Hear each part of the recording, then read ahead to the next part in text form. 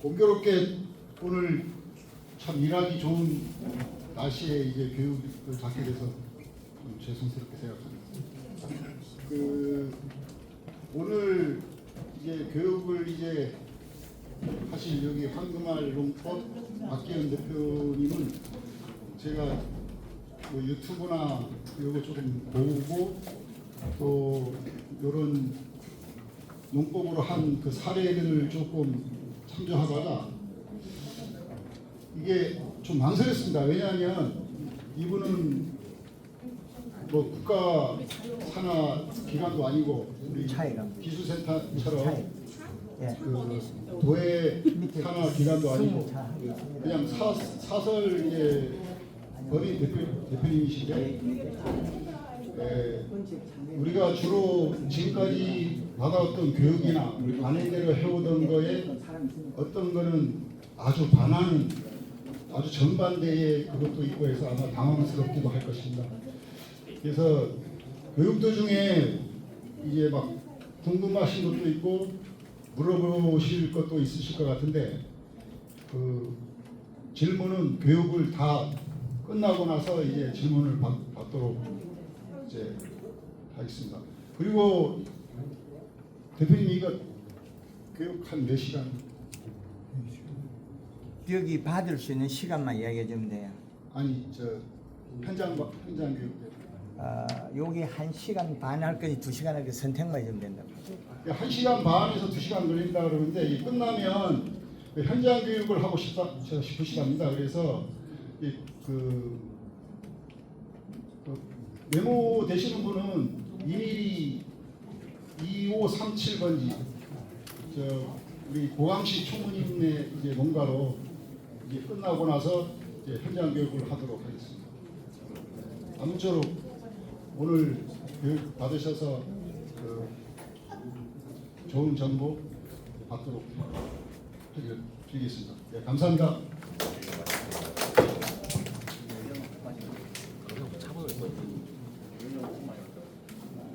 예, 바로 끝번호 77돼 있을 텐데. 예, 황금알 농법 박지현 대표로부터 인사하면서 강의 시작하도록 하겠습니다. 네, 감사합니다. 황금알 농법 대표 박기현입니다. 감사합니다. 카메라 돌려놓고 진행하겠습니다. 예, 반갑습니다. 황금알 농법 대표 박기현입니다. 반갑습니다. 우리 제주 지역에 제가 언제 약 횟수는 5년 정도 4, 5년 될 겁니다. 제주 지역에 제가 온 목적은 우리나라 산업인 제주의 그 밀감, 망감류 많이 재배되고 있는데 이 기준값을 설정해 드리려고 온 겁니다. 그래서 비료는 얼마를 줘야 되고 그 계절에 어떻게 재배되어야 되는지 그 기준을 같이 의논해서 그 부족한 부분을 채워드리려고 해요. 자, 밀감 묶어본 적이 있는 분 손 들어보세요. 묶은 거 없습니까? 열과 이상 일어나는 거예요. 열과는 잎 두께가 얇아서 일어난 일입니다. 고온에 의한 직사광선에 의한 잎 두께가 얇아져서 온 겁니다. 우리 토양 분석 해본 분 계셔요? 토양 분석에서 우리는 제일 처음에 우리가 시작해야 될 게 토양 분석입니다. 이 토양 분석을 했을 때 이 분석표를 보고 우리가 농사에 적용한 예 중에서 인산, 가리, 칼슘, 마그네슘 이 플러스 정극이 많아서 우리는 더위를 많이 탑니다. 플러스 정극. 그래서 우리는 엽온도가 몇 도가 필요한지 우리는 앞으로 계산해야 됩니다. 오늘 제가 가져온 적외선 온도계를 우리 회장님한테 한 선물을 해드리고 갈 겁니다. 우리 밀감, 노지 밀감이든 하우스에 있는 감귤류든 햇볕에 의한 직사광선에서 엽 온도가 한계치 온도가 있습니다. 그 온도를 넘어가면 식물 생리 대사량에서 마이너스가 됩니다. 도리어 해가 된다. 그럼 해가 되는 것도 우리는 그냥 두고 있다는 거죠. 그래서 4월 초부터 차광망을 하면 좋습니다. 토양 분석 결과에 플러스 전극을 띤 인산, 우리가 인산, 가리, 칼슘, 마그네슘, 이 비료들이 거의 대다수가 많은 농가들이 많습니다. 이게 심지어 1배, 2배, 3배, 4배, 5배까지 들어있어요. 그런데 우리는 또 퇴비를 주고 비료를 주겠죠. 그래서 이 비료가 많을 때는 이 비료에 대한 부분 플러스 전극에 이 비료들을 주지 말아야 됩니다. 우리가 사용하고 있는 질소는 암모니아 퇴질소,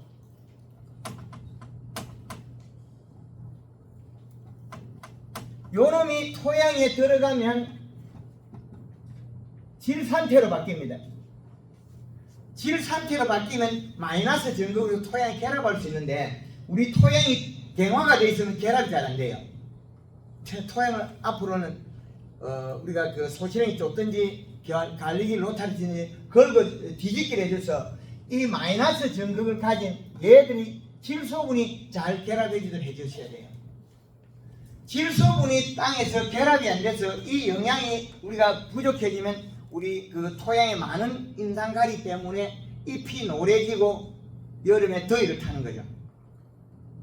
지금부터 거의 벌써 더위를 타는 농장들은 더위를 타서 한라봉이든 레드향이든 과일을 보면 위에 상부가 고온 열상을 입어서 약간 줄어드는 게 보여요 벌써. 그리고 잎이 노릇노릇해지죠. 신초가 노릇노릇해지고 잎이 엽이 노란색으로 약간 누르면서 얼룩얼룩해지면 우리 뭐라냐 마그네슘 결핍 그러죠. 회장님 맞나요? 마그네슘 결핍은 거의 잘 안 일어납니다. 토양 많기 때문에. 그건 또 질소 부족, 토양에서 질소가 부족해서 뿌리가 끈끈 미생물이 질소를 분해해서 먹고 잎으로 가져가서 잎에서 탄수화물이 돼야 돼. 설탕물이 탄수화물이 돼야만이 뿌리가 가져온 영양 양수분을 먹을 수가 있어요. 뿌리가 가져온 양수분을 못 먹으니까 어떻게 됩니까? 일액을 뱉어내겠죠. 우리가 잎 테두리에 물방울이 동글동글 맺히는 거 보신 분 있는가요? 잎 테두리에 물방울이 동글동글 쉐슨에서 맺혀요. 요 물방울은 타고 내려가서 어디를 가냐? 나무에 줄기에 묻으면 여기에 수지병이 일어납니다. 수지병 안 일어나던가요? 회장님 안 일어납니까? 수지병은 병이 아니에요. 배가 고파서 눈물을 흘려서 일어난 거예요. 자기가 먹었던 걸 토해낸 거예요. 요소 이루어지면 수지병이 없습니다. 이거 잿빛곰팡이 약을 쳐야 될까요? 요소 줘야 될까요? 이놈 요소 줘야 되는 거예요. 이것도 병이 아니에요. 녹균병, 가위 가다 고온열상이에요. 그러면 우리가 쓰고 있는 병들은 전부 다 지금 병이 아니라고 증명을 하잖아요. 요소를 잡게 해줘서 일어난 일이다. 한림에 있는 강순종 맹장님이 12일날 맹장님 위촉을 받았어요. 그리고 조천에 있는 문양필 맹장님 두 분이 지금은 맹장님으로 탄생했습니다. 그 두 분을 만들어내기 위해서 얼마만한 저는 투자를 했겠습니까? 앞으로는 그런 분들이 현장 여기 강의에 서야 돼, 강당에 서야 되고. 그래서 우리가 병이 아닌 것을 병으로 여기서 약을 방제한다는 건 끊임없는 돈이 들어야 돼요. 그런데 경제성이 없습니다. 잿빛곰팡이 약을 친다고 해서 질소가 느는 건 아닙니다. 그거는 일액에 의해서 여기에 맺히는 물방울, 일액, 요 물방울이 타고 내려가서 맺힌 자리에 잎이 타 죽는 게 잿빛곰팡이에요. 수지병 역시 마찬가지예요. 작년에 강순종 맹장님이 1000평의 요소 비료를 60%를 줬더니 100평에 6. 많이 주냐 적게 주냐? 적게 준 겁니다. 근데 그보다 적게 주는 방법은 땅을 뒤집기라면 적게 줘도 돼요. 토양의 결합을 더 시키면. 문양필 이사님이, 문양필 맹장님이 비료를 100평에 요소를 13% 썼는데, 그러면 13% 가지고 당브리스 얼마나 나오느냐? 15에서 18브리스까지 나와요, 노지에서. 그럼 우리는 요소 비료 주면 당브리스 낮아진다 그러는데 절대 아닙니다.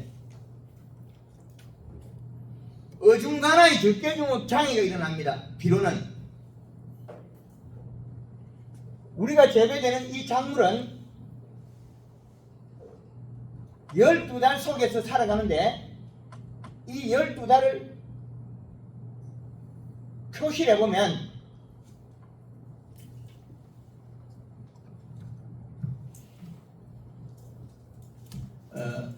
12월 31일과 6월 30일, 3월 31일, 9월 30일.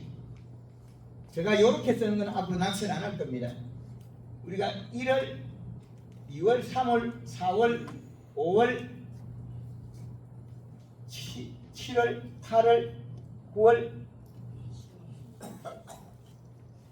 10월, 11월 12달입니다. 이 12달 속에서 계절의 축을 나누면 이렇게 나눠요.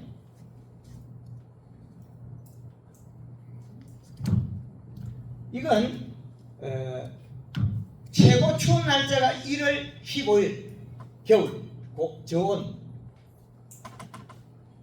7월 15일이 최고 고온 여름, 4월 15일이 봄의 중심, 10월 15일이 가을의 중심. 이 각 계절의 축에서 전후 한 달이 그 계절로 보고 그 사이에 한 달은 계절의 변동기로 보면 됩니다. 12월 15일부터 2월 15일까지 겨울입니다. 그러면 우리는 12월 15일부터 밀감이 볶을 수가 있어요. 온도가 낮으니까 영양 이동을 부족하다. 그래서 11월 말 기준에서 하우스 온도를 같은 온도를 계속 유지시키면 밀감이 안 볶아요. 겨울에 온도 낮추면 밀감 볶습니다. 우리가 그 카라향이 겨울을 넘겨야 되죠. 그 다음에 궁천, 하래, 2월달에 따는 것들이 붓고는 것들이 12월달 돼서 붓기 시작해요.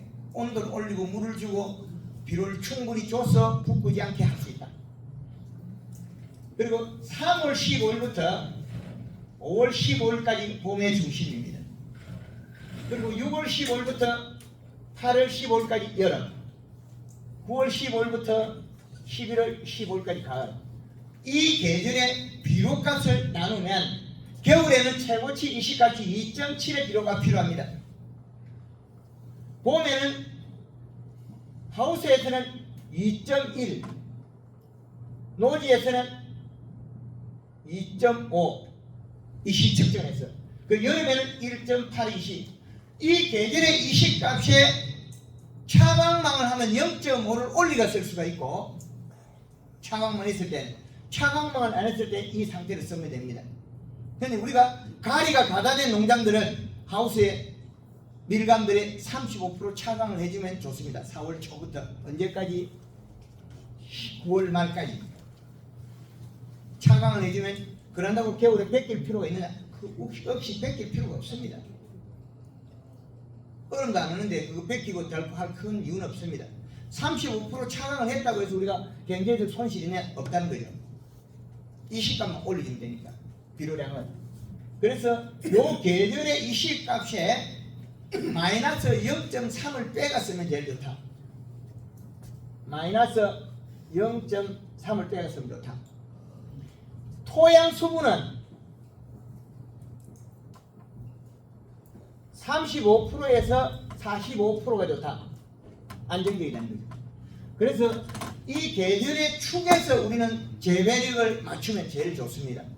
근데 우리가 밀감을 수확 50일 전에는 비료를 마치면 좋은데, 여름에 재배한 것들은 30일 전까지 비료를 주는 것도 괜찮아요. 지금 우리가 조생 부를 때가 재배하는 거 유라실생, 유라조생 그 외 밀감 종류들이 부를 때가 재배하는 거 있죠. 그것들은 수확 30일 전까지도 비료를 충분히 주는 게 좋습니다. 그래야만이 옆두께 들에서 병이 장애 없이 잘 자란다.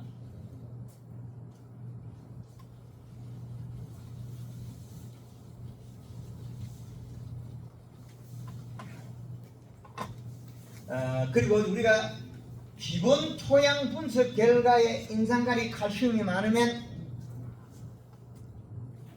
대비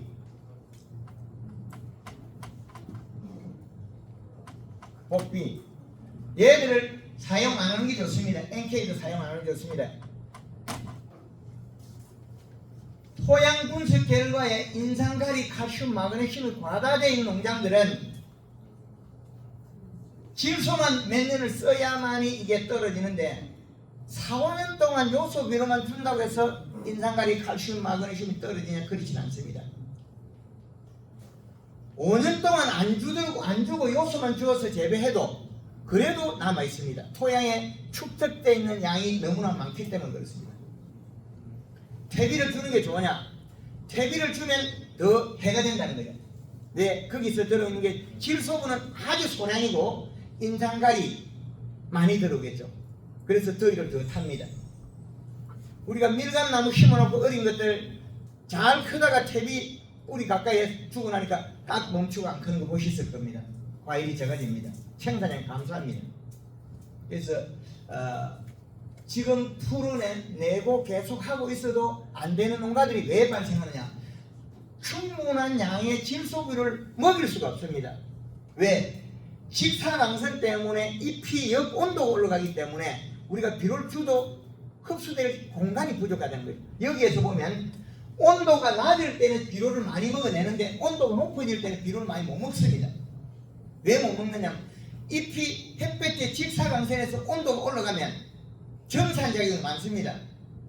잎에 있는 영양성분이 농축이 된다는 거죠. 농축이 돼서 그 장애가 발생합니다. 그래서 차광을 해주지 않으면 이식값을 많이 또 못 올려요. 그래서 35% 차광하는 목적이 역온도를 낮추기 위한 겁니다. 역온도를 낮추면 순하게 살아갈 수 있는 거죠. 그래서 이 계절의 이식값을 충분히 먹으면 제일 좋은 방법입니다.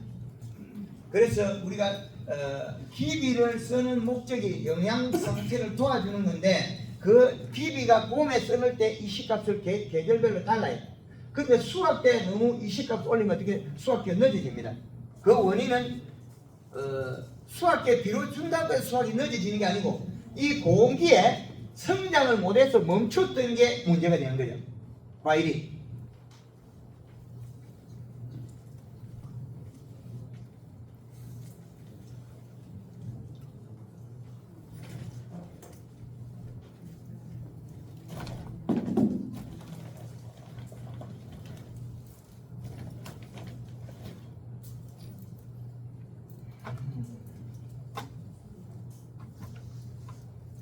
요건 레디안입니다. 요건 13일날 수확한 거예요. 13일날 오후에 딴 겁니다. 이거는. 몇 월입니까? 6월 13일. 며칠 전에 딴 거죠. 6월 13일. 왜 달아났냐면 저가 올 때까지 다른 두 나무를 달아난 거거든요. 당브릭스는 약이 한 20브릭스 나와요. 18 이상 20브릭스까지. 달아난 목적은 앞으로 우리는 산업을 어떻게까지 바꿔야 될지 앞으로는 답을 찾아야겠죠. 요건 한라봉이 어제 선물 받아가 얻은 거예요. 우리가 한라봉을 보면 거북등처럼 이래 많이 남아있는 게 있죠. 주름이. 이건 왜 남아있냐면 여름에 질소가 부족해서 못 자라서 그런 거예요. 여름에 질소가 부족해서 성장을 못해서 그런 거예요. 한라봉이 볶은 걸 왜 볶았겠어요? 요소를 안 줘서 볶은 거. 쪼개진 거는 왜 쪼개지겠어요? 질소 부족, 잎 두께가 얇아서 더워서 과피의 함수랭 부족에서 고온열상이에요. 제주도 전체적으로 비료가 엄청나게 부족하게 주고 있다는 거죠. 지금 정도에는 요소 최하 두 포 정도는 먹어야 돼요. 100평당. 그래야 살아날 건데 요소 지금 100평에 2포 준 사람 잘 없을 거예요. 그죠? 잎이 진녹색으로 펴져 있어야 되는데 오물이 있다는 거죠. 오물이 있다는 건 잎 두께가 얇아서 더위를 계속 타고 있는 나무예요. 뿌리가 발생을 많이 못하겠죠. 그래서 지금 오늘 이런 짧은 시간에 한두 시간 준다고 해서 제가 많은 걸 다 알려줄 수는 없어요. 기본이 되어 있다면 금방 쭉 갈 수가 있는데 하나하나 툭툭 치주면 되는데 우리 자체에서 그런 교육을 안 받았기 때문에 과거 관행에서 멈춰 있는 거죠. 토양 분석 꼭 하셔야 됩니다. 그리고 제주도에 토양 분석실을 각 기술센터에다가 다 이관시켜야 될 거예요. 지금 한 곳에 넘어가 토양 분석하는데 한 달이 걸린다고 알고 있습니다. 여러분들이 본인들이 주권을 찾으셔야죠. 육지에 가보면 각 기술센터에서 토양 분석고 빠르면 일주일 만에 해줍니다. 한 달 만에 토양 분석이 비로 처방하면 맞겠나요? 따라잡을 수가 없어요. 그 중간에 됐으나. 그래서 토양 분석이 엄청 하늘 땅만큼 중요한데 그 분석할 때 토양 분석 시료치치는 거덕을 걷어내지 마라. 위에 있는 뒷껍데기 뭐 이런 그 풀만 걷어내고 그 다음에 비로 탭이 주는 자리 흙을 떼야 됩니다. 직각으로 두부처럼 이렇게 떠가지 가야 됩니다. 그것도 혼합을 하지 마라. 제일 좋은 자리 1번, 보통인 자리 2번, 나쁜 자리 3번 세 가지를 분류해서 분석해라. 그래서 우리가 시비할 때는 각각 다르게 해줘야 됩니다. 토양 분석표도 밭이 다 다릅니다. 좀 잘 우리가 제주도 땅이 이게 그 평탄 작업하다 어떤데 이렇게 다진 자리하고 좀 차이가 납니다. 그런 부분을 또 해주시고 그리고 우리가 거의 대다수는 인상갈이 가다 안 된 땅이 없는 뭐 다 과다됐는데 일부 적게 과다된 땅들이 있더라는 거죠. 그런 땅들은 요소만 조금 주면 잘 풀려요. 그런데 토양에 따라서는 비로 결합되는 상태가 다르기 때문에 많이 먹어야 되는 것도 있고 적게 먹어야 되는 것, 그 양을 조절하기 위해서 이 비료를 줄 때 우리가 봄에 땅을 뒤집기를 한번 해주면 좋죠. 박가리, 개운,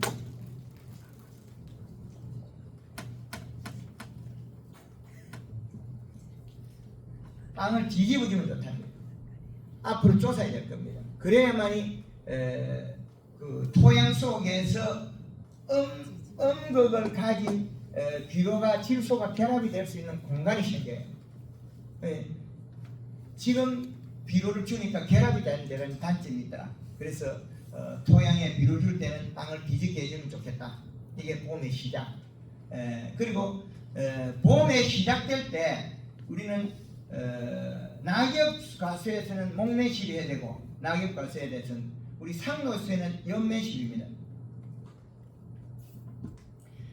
이게 그 잠을 깨우는 연매시비. 이게 잠 깨우기. 그 잠을 깨운다 이 말은 잎에 영향을 줘서 에너지를 보충해 주는데 상록수는 연매시비에 해당해. 상록수는 잎에 영향을 가지고 있어요. 체내저장 양분을. 체내저장 양분을 목질부에 상록수는 많이 없어요. 엽에 많이 가지고 있어요. 그래서 겨울에 엽 두께가 얇아서 노리끼리한 나무들이 잘 죽어요. 그 원인은 잎 두께가 얇아서 겨울을 못 견디는 거예요. 그래서 가을하고도 영향 줘야 되고 봄에 잠 깨우기 이거 연매시비는 2 내지 3회를 해주면 좋습니다. 요때는 그린 2리터에 설탕 3 내지 5kg가 좋습니다. 설탕을 쓰는 목적은 바로 들어갈 수 있는 에너지인데 일부 뭐 뭐 어떤 자리에서는 설탕이 안 먹는다고 이야기하는데 실질적으로 먹여보면 잘 먹습니다. 설탕을 이렇게 먹여서 잎을 두껍게 만들어서 봄순을 굵게 만들어야만이 도장지가 작게 발생합니다. 봄순에. 그리고 그 다음에 이제 새순이 나올 때는 연매시비. 연매시비 이때부터는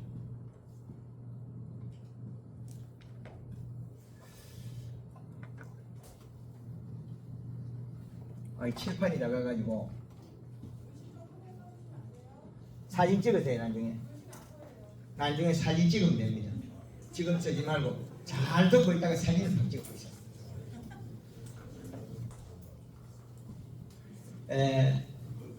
골드 그린 부분에 골드 칼라를 연면시비에 줘서 여기에다가 우리는 연면시비에 요소를 쓰면 좋으나 요소를 쓰면 단점이 분명히 들어있어요. 잎 두께가 두꺼우나 갑자기 날씨가 변해서 그 영양 다 먹고 나면 급격히 나빠집니다. 그래서 연면시비에 요소를 잘 쓰는 소리 안 합니다. 부득이 한 게 원인을 알고 이시 측정을 하고 모든 걸 다 아는 분들한테는 연면시비 요소를 쓰라 그래요. 내가 토양에 비료도 더 줄 수가 없고 어떤 방법이 없을 때는 연면시비 요소를 아는 분을 쓰라 그러는데 일반적으로는 요소를 함부로 쓰면 그 뒤에 뒷감당이 안 됩니다.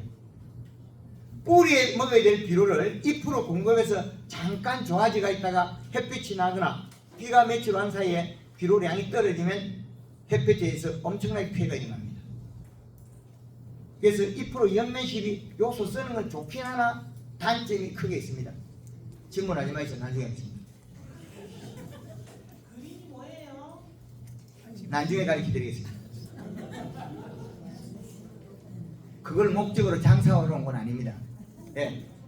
그래서 지금 우리가 잎에다가 줄 수 있는 걸 최대치, 뿌리에 줄 수 있는 걸 최대치를 알려드리는 거예요. 두 가지를. 그러면 잎의 상태가 최대치가 돼야만이 우리는 최고 좋은 방법이 됩니다.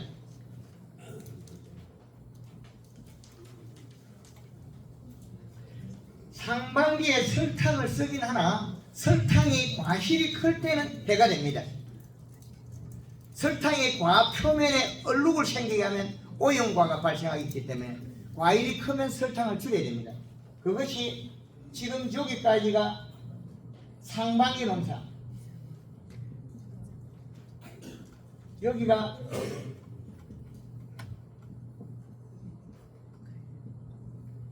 칼라에는 칼슘이 다량을 들어있습니다. 여기에다 플러스해서 설탕을 쓰는 거고 요것들은 1.5리터를 쓰는 거고 우리가 설탕은 1.5 내지 3kg를 쓰는 거고 설탕을 쓰는 거는 탄수화물 공급시켜서 장애를 바로 막을 수 있습니다. 우리가 수지병이 일어날 것 같은 일액이 많이 맺고 대처가 불가능하다. 그때는 설탕하고 요소를 써서 잎을 두껍게 만들어서 일액을 안 맺게 만들어버리면 됩니다. 그러면 금방 멈출 수 있어요. 그래서 우리가 연면시비를 안 하고 비료의 이식값을 맞춰버리면 어떤 현상이 벌어지냐면 봄순이 가늘어서 도장지로 다 기울어 가버려요. 봄순이 가늘어서 도장지가 많이 발생해버려요. 근데 지금 하는 목적은 봄순에 영양을 계속 공급을 시키는 거예요. 전접에다가 영양을 공급해서 봄순을 굵게 만들어야 된다. 봄순에 잎들이 넓이가 우리가 손가락 3개 정도 넓이가 나와야 됩니다. 3개 정도 넓이가 나오면 아주 좋은 품질의 봄순이 되겠죠. 봄순은 굵어야 되는데 봄순은 가늘고 도장지가 많이 나오는 걸 예방할 수 있는 게 봄 초기에 연면시비로서 그 봄순을 굵게 만들어야 된다.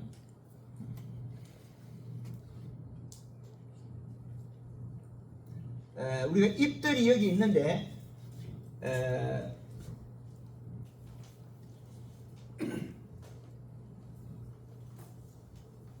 과실이 달려있다면 요 과실의 영양을 공급하는 것은 해바라기처럼 영양을 바로 목질부에서 공급합니다.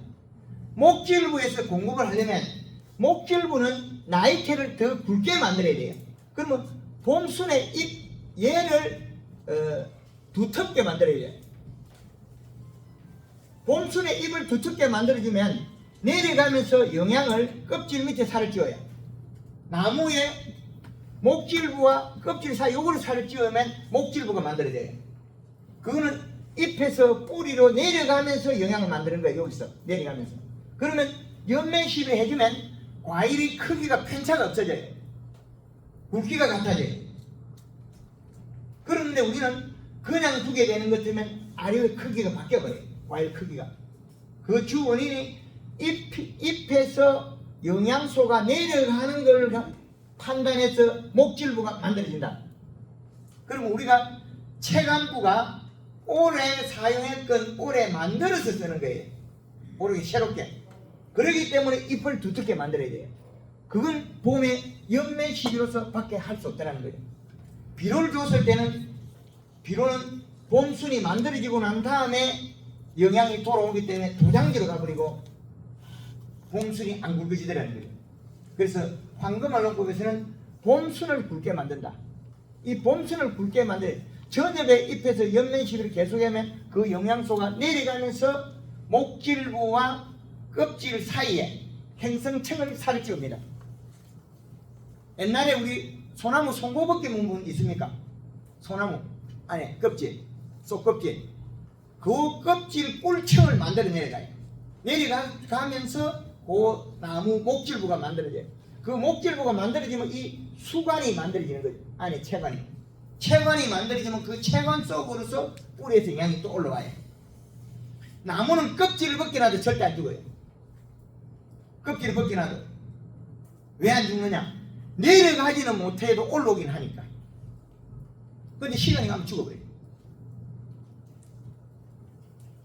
내려가는 관은 껍질, 나무 목질과 껍질 사이로 내려가고 올라오는 거는 오래 만드는 나이테, 새로운 그 목질부로 만든 층으로 올라온다는 거예요. 그래서 봄에 많이 영양을 공급해줘야만이 그 껍질 밑에 그 살점이 만들어져요.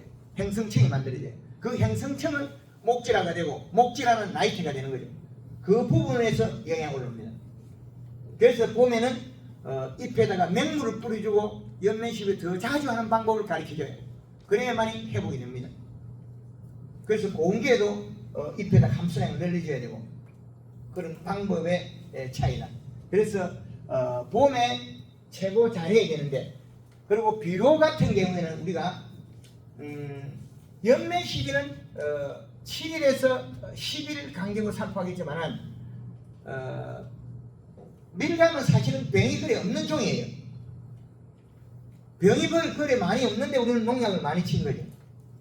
그 목적은 비료를 적게 줘서 잎 두께가 얇으니까 일액을 맺으니까 그 일액 속에 아미노산 단백질 때문에 병을 하는 걸 그 병을 갖다가 잡는다고 약을 치고 있다는 거죠. 농약을 30%에서 60%까지 전략할 수 있습니다. 시기량만 맞추면. 그 방법의 차이겠죠.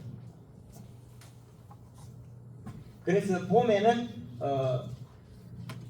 뿌리가 긴 뿌리가 뻗을 뿌리이지 잔뿌리 발달이 안 됩니다. 잔뿌리 발달이 안 되면 우리는 영양 흡수가 더뎌진다는 거죠. 잔뿌리 발달이. 잔뿌리 발달을 시키려면 잎이 두꺼워야 된다. 그 잎이 두꺼우려면 연면시비가 방법이 안 되더라는 거죠. 그래서 연면시비에서 잎을 두껍게 만들어서 봄순을 굵게 키워야만이 여름에 도장기 발생 안 한다. 여기까지가 상반기의 방법인데 비료는 우리가 봄에 기비를 하라 그랬는데 기비는 요소비를 줄 것이고 그렇지 않으면 우리가 퇴비를 주고 계속 지금까지 왔죠. 그런데 결과를 예측을 못하는 것들은 우리가 이제 곧다고 할 게 열과죠. 열과의 주 원인은 잎 두께가 얇아서 일어난 일입니다.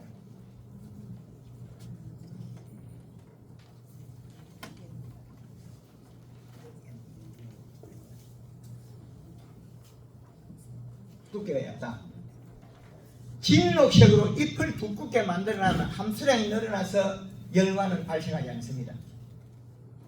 그래서 열과를 발생시킨 주 원인들은 이런 비료하고 관계가 있습니다. 비료. 그래서 질소비를 줘서 잎을 두껍게 만들면 열과는 막을 수 있습니다. 이게 하루 만에 막아지지는 않습니다. 많이 준 놈과 적게 넣은 놈과 각각 다르고, 그 지금 비료를 준다고 해서 그게 한 번에 바뀌느냐? 그렇지 않아요. 지금 벌써 열과 현상이 벌어질 수 있는 고온열상을 입은 과실들이 벌써 있어요. 우리가 알 때쯤에 이미 늦어요. 이미 햇볕에 바로 맞는 자리는 이미 약간 노릇소름하게 해가지고, 이미 노릇짝하게 해가지고 그 세포가 이미 굳어 있어요.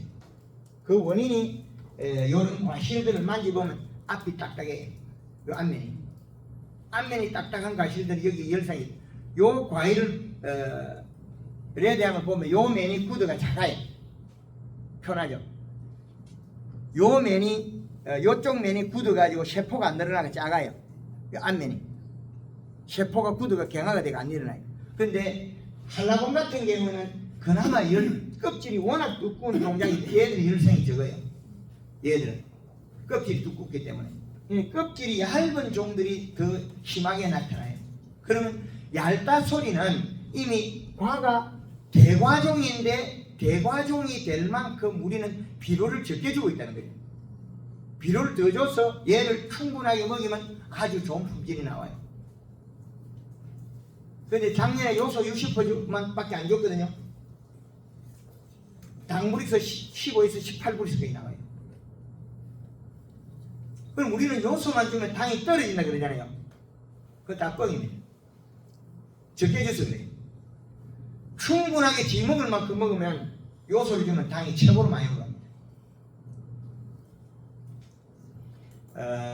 육지에서도 복숭아 같은 거 토양 분석 결과 인산칼이 가다된 건 요소를 줍니다. 그럼 복숭아가 더 당도가 높고 물러지지 않으면 더 좋아요. 그리고 우리 그 집집마다 그 여름에 양파 한 망씩 사다 놓고 먹으면 썩는 거 있죠. 그건 양파 재배할 때 NK비료 줘서 공기에 NK비료 줘서 잘 썩어요. 요소비료 주면 양파가 저장하면 하나도 안 썩어요. 우비를 요소 주면 양파가 안 썩습니다. 마늘도 역시 사다 놓으면 우리가 먹으려고 보면 홀라당 녹아버리고 없는 거 있죠. 그것들은 거의 대다수가 재배된 과정에서 요소를 공기에 안 주고 카리를 많이 줬을 거예요. 그래서 우리가 꼭 아셔야 될 게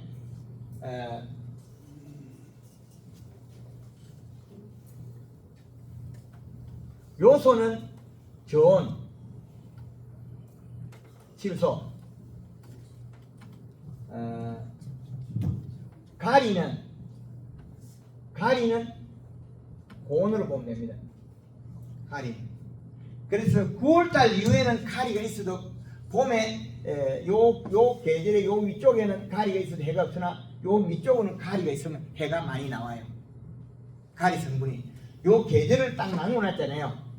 그러면 요 반 아래쪽의 봄, 가을 요 아래쪽의 더운 기간에는 가리가 있으면 해가 되지만 낮은 온도가 낮은 시기에서는 가리가 있어도 해가 전혀 없습니다.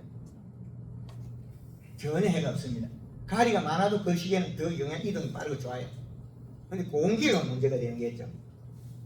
그래서 지금 우리가 한라봉이 붙고 딱 하는 농가들은 한라봉이 바이러스가 왔다 하는 농가들 있죠. 노랗게 돼가지고 거의 대다수는 질소 부족 가리가다. 기술센터에서 혹 미생물 갖다 쓰는 분 계세요? 농사 조질 사람 많네. 또 복합비로 바로 시기가 쓰는 방법 있는 사람, 뭐 퇴비 국물 만들어가 뭐 녹여 쓰는 사람. 자, 미생물 한번 해볼까요? 미생물이 뭘 먹이를 채했습니까? 설탕, 탄수화물. 그 다음에 뭐 좋아해요? 요소.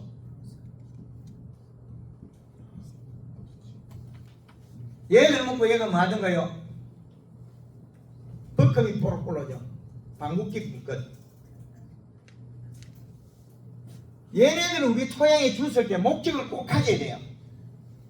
비료가 많아가지고 질소를 빼기 위해서 미생물을 줬다면 좋은 건데, 토양에 퇴비 분해하려고 줬거나 퇴비가 부숙이 덜 된 퇴비를 쓰는 것처럼 미생물이 발생해서 먹이체를 얘를 발효시키기 위해서 에너지원을 가져가는 게 설탕이나 탄수화물이나 질소분을 가져갑니다. 그래서 겨울에 육지에서 고추밭에 미생물 준 농가들을 보면 약 한 달 동안 생산량이 없어요. 잎이 노리 짜게 해가지고 요거 살리기 시간이 많이 갑니다.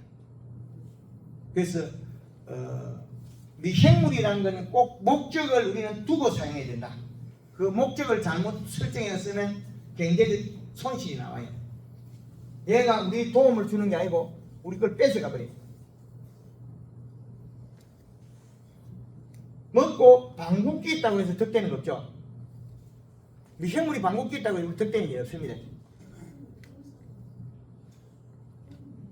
그래서 그런 부분은 아마 육지에서 포도밭에도 미생물 몇 번 주고 나면 포도가 이파리가 빨갛게 타버려요.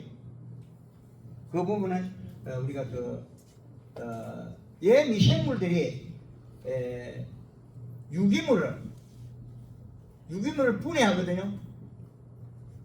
그리고 다른 것들은 분해해놔버려요. 이런 것들은 분해해놨고 뭘 먹어요? 질소를 먹어버린 거예요. 요것들은 분해해놨고 지가 먹는 건 질소를 먹어버려요. 그러면 인산가리 흡수가 빨라지겠죠. 그럼 더위도 더 많이 타요. 이 미생물 이거 강의했다가 욕 피백이 얻어본 적도 있습니다.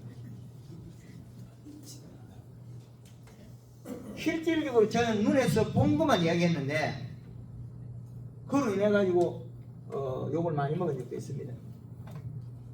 그런데 요소주로 걔가는 그 욕을 먹어도 좀 작게 먹었어요.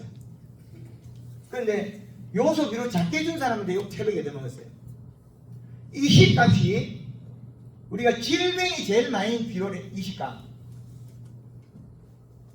질병이 제일 많은 비료량, 이게 0.6에서 0.8의 이 시가 병을 제일 많이 하더라. 비료량이 0.6에서 0.8이 병을 제일 많이 해요. 근데 0.3 정도는 병을 안 합니다. 일액 속에 일액을 안 맨다는 거예요.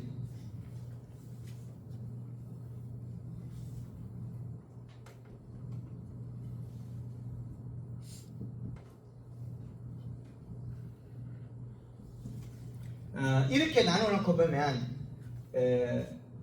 요 부분에서는 일액을 많이 매겨요. 물방울 있어요. 요 부분에. 그런데 여기에는 일액이 있어도 영향이 없어서 병을 안 해요. 요거는 일액을 매줘도 병을 안 해요. 이슬을 맺은 이슬 방울 속에 영향이 없으면 병을 안 하고, 여기에서는 일액이 안 생겨요. 일액이 안 생겨요. 잎이 진녹색으로 되면서 이슬 물방울이 안 생겨요. 그래서 지금 우리가 이 시각 조리 정해져가 있지 않습니까? 1.2가 최소치의 이시량이라는 거예요.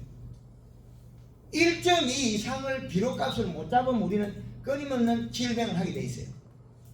비료량은. 여기 측정기 가진 분 계세요? 이시 측정 회장님 해보셨습니까?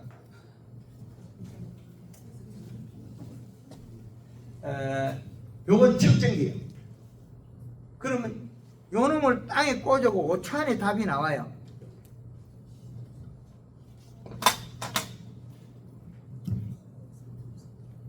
요 센서를 잡고 측정값을 누르면 그 손을가 잡았기 때문에 측정값이 바뀌어요. 그러면 여기에서 보면 손에서 잡은 측정값은 수분 99%에 99.9%에 99.9에 이시값은 0.76이라는 게 나왔어요. 그럼 땅에 꽂아서 우리는 검사를 하면 물을 줄 시기와 비료 줄 시기를 타이밍을 다 잡을 수 있어요. 지금까지 우리가 배웠더라면, 요 방법을 안 배웠더라면 주먹국으로 열심히 배웁니다.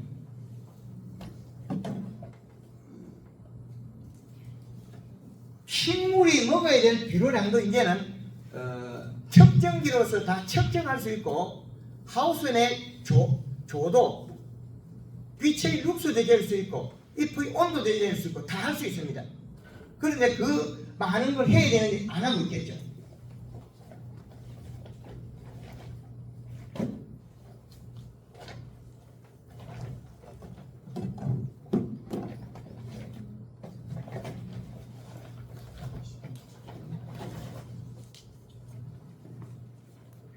요건 플러스 마이너스 온도계입니다. 최저 최고도경 우리 회장님한테 선물 드리러 가져왔습니다. 그러면 요 놈은 적외선 온도계 아주 작은 소형입니다. 그러면 요 손에 비추어서 잡으면 32도라는 게 나와요. 그럼 여본도를 측정해서 우리는 차광망을 써야 될지 말아야 할지 얘한테 물어보면 됩니다. 과실의 온도가 몇 도 돼서 우리는 장애가 일어나는지 얘한테 물어보면 돼. 적외선 온도계. 뭐라도 다 맞춰요. 여기 빛만 가면 되니까. 그럼 칠판의 온도는 22도 7분이에요. 이렇게 정확하게 할 수 있습니다. 과학 영역을 해야 되는데 아직까지도 우리가 주목구구 농법을 하고 있다면 언제까지 우리가 농업이 변하지 못하고 멈춰 있는 거죠. 우리가 영농개혁이 변한 적이 있는가요? 회장님 바뀐 적 있습니까? 계절의 이 시값 요것만 알아도 우리는 정확하게 여기에 연면 시간을 더하면 딱 맞아 떨어집니다. 병이 제일 많이 오는 이 시값은 0.6에서 0.8이 제일 많이 옵니다. 이 시값이 1.2가 넘어가면 1을 안 맺기 때문에 병이 안 올 수 있는 환경 조건이 맞춰진 겁니다.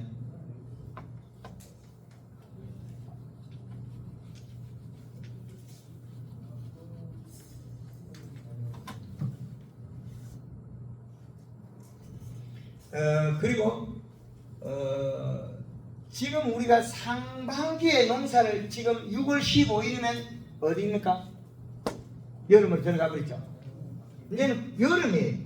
여름에 우리는 밀감, 우리가 하우스에 망감이든 밀감이든 공기로 들어갔는데 우리는 뭘 해줄 수 있을까요? 그러면 장마기에 들어갔다 뭘 해줘야 되는 거죠? 노지 밀감. 노지 밀감이 장마기에 들어가서 비를 맞으면 잎이 얇아져요. 계속 성장 잘하겠지만 그러면 장마기에 우리는 뭘 나무에 줘야 되냐? 요소비를 더 많이 주고 있어야 돼요. 요소비를 많이 주면 적게 자라고 작게 주면 많이 자라요. 많이 주면 키가 작아지고 적게 주면 키가 많이 크고. 그렇죠. 우리가 배웠던 게 반대죠.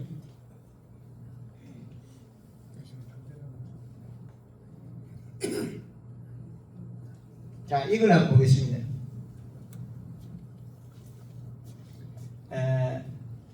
여름에 이 시값이 1.8을 잡아놨고 겨울에 이 시는 2.7을 잡아놨어요. 그러면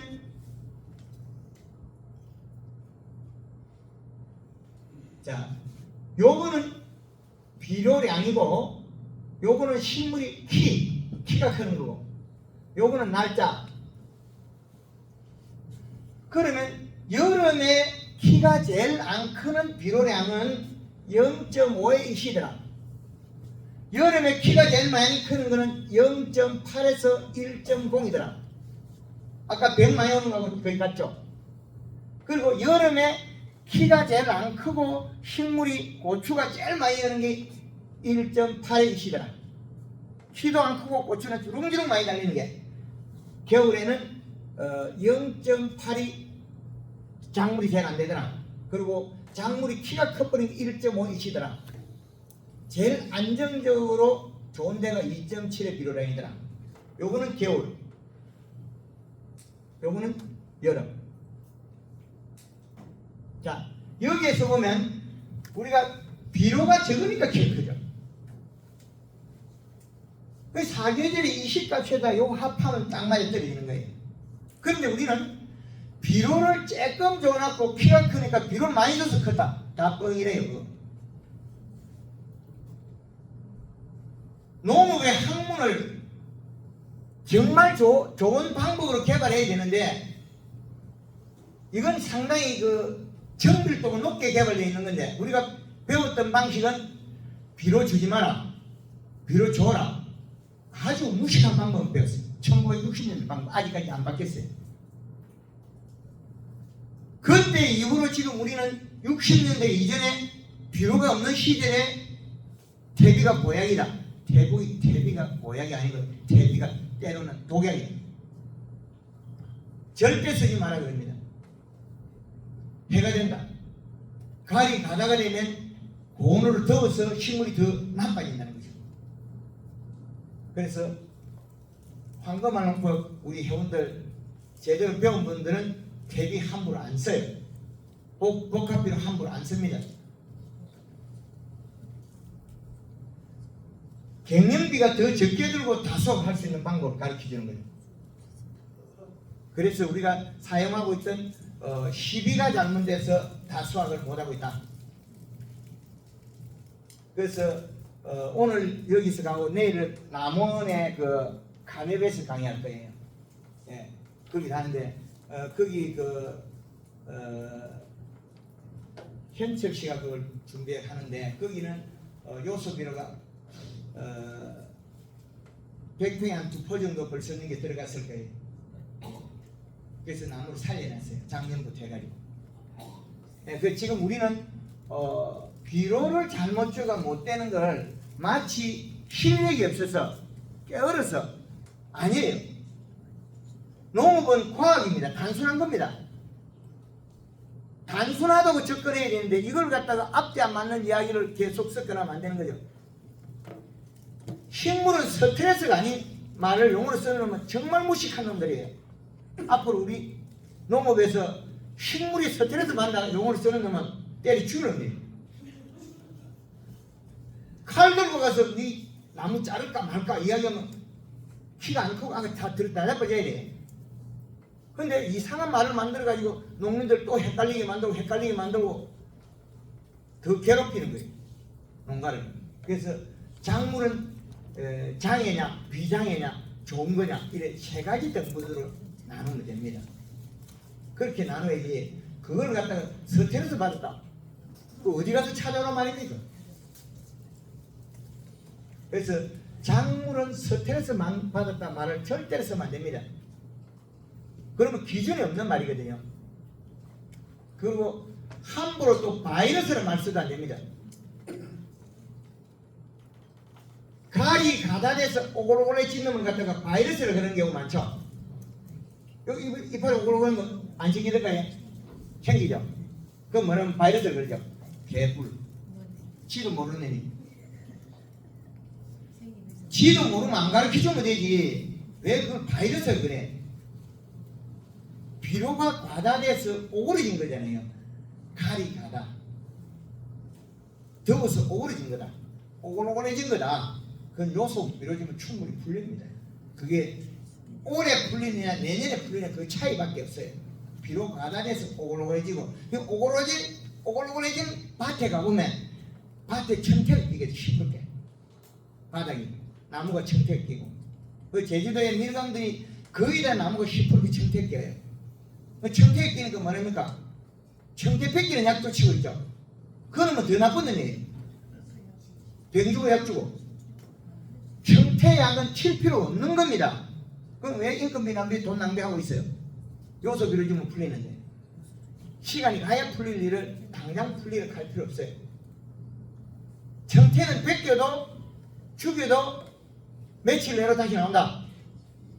며칠 내로. 그리고 인산이 많이 먹었으면 피부로 밖으로 튀어나와요.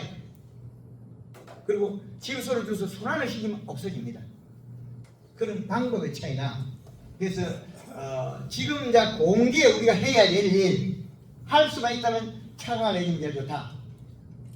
차광망 차광 35%.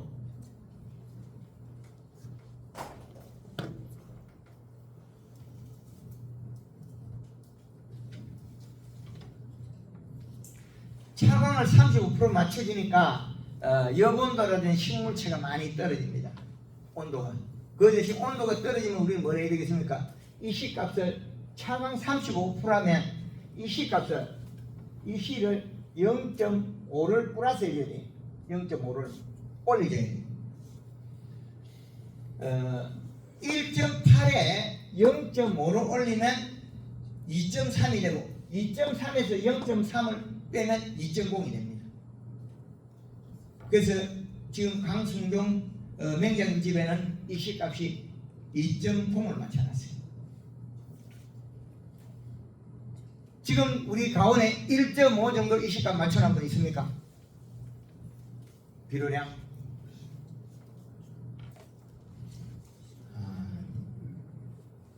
그래서 비료량이 안 맞으면 우리가 원했던 게 정말 만들기 어렵습니다. 말했던 방법이. 그래서 비료량을 잘 맞추는 방법이 좋다. 그래서 공기에는 제일 많이 필요한 게 잎두께. 잎두께는 뿌리에서 근검 미생물이 질소를 먹고 아미노산 단백질을 만들어서 잎으로 가져가서 산물을 탄수화물 만들어야 된다. 설탕물. 잎에 들어있는 설탕양 플러스 수분을 보면 됩니다. 탄수화물이 없는 거는 잎에 물을 가질 수 없다. 그럼 이게 부족하면 요게 안 맞으면 잎에서 바로 일액을 나와요. 물을 주면 물을 먹는 게 아니라 토해버려요. 그럼 왜 그러냐? 잎 속에서는 당량이 맞아야 돼. 설탕양이. 설탕양은 뿌리의 미생물이거든요.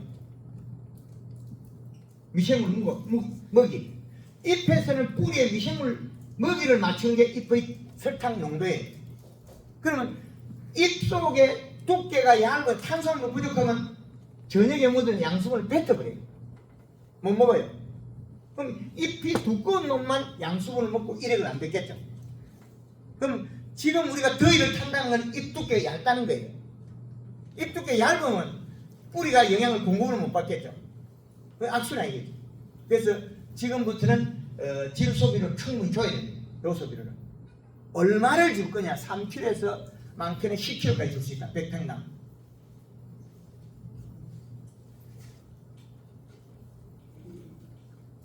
요소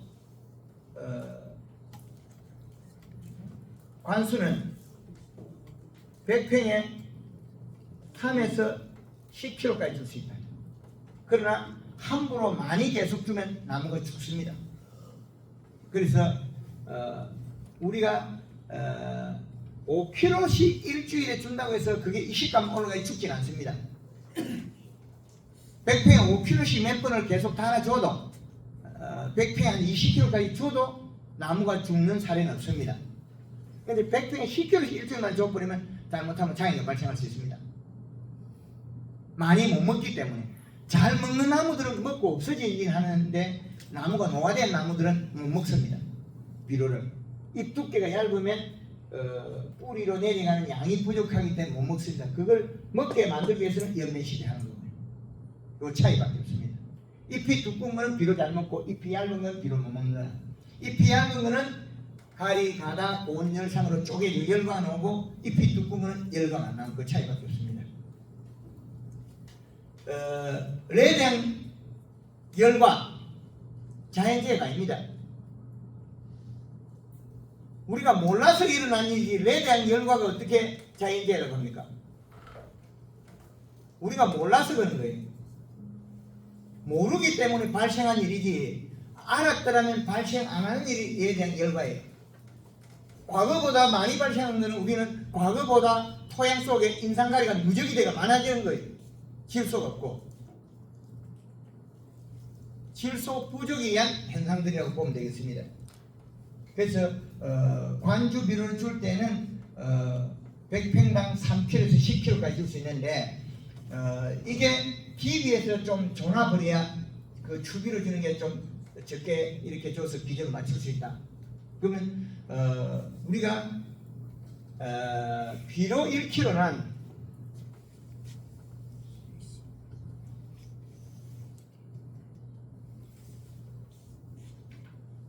100평의 비료 1kg는 0.08 이거는 믿을 수도 있고 돼도 안 믿어도 됩니다.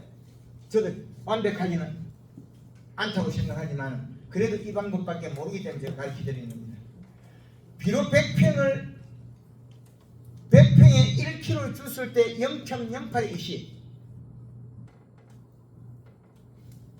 1kg 줬을 때 관주를 줬을 때하고 뿌려 줬을 때 로타리 칠 때 두 가지 또 달라요. 관수를 줬을 때는 0.08을 계산하고 뿌려 줬을 때는 2kg가 0.08을 계산합니다. 뿌리 주고 개문 작업했을 때와 개문 작업 안 했을 때 차이가 또 납니다. 그래서 100평에 1kg가 0.08의 이시값을 계산하면 우리는 좀 편리할 겁니다.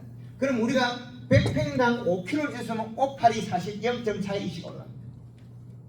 우리가 지금 기준값에서 우리가 1.8 되는 농가들이 거의 없을 거거든요. 0.5에서 1.0 내에 이해할 겁니다. 그 기준값에서 비료를 준다면 100평에 5kg씩 몇 번을 줘도 1.8이 되기 어렵습니다. 쉽게 안 올라가는데 이 시값이. 그런데 그런다고 해서 너무 많이는 줘서는 안 된다. 시험해 보려고 몇 나무만 시간만 나면 밭에 갈 때마다 비료를 한 주먹씩 한 주먹 흩어져 보면 식물이 완전히 표가 납니다. 그런 방법으로 활용하면 되겠습니다.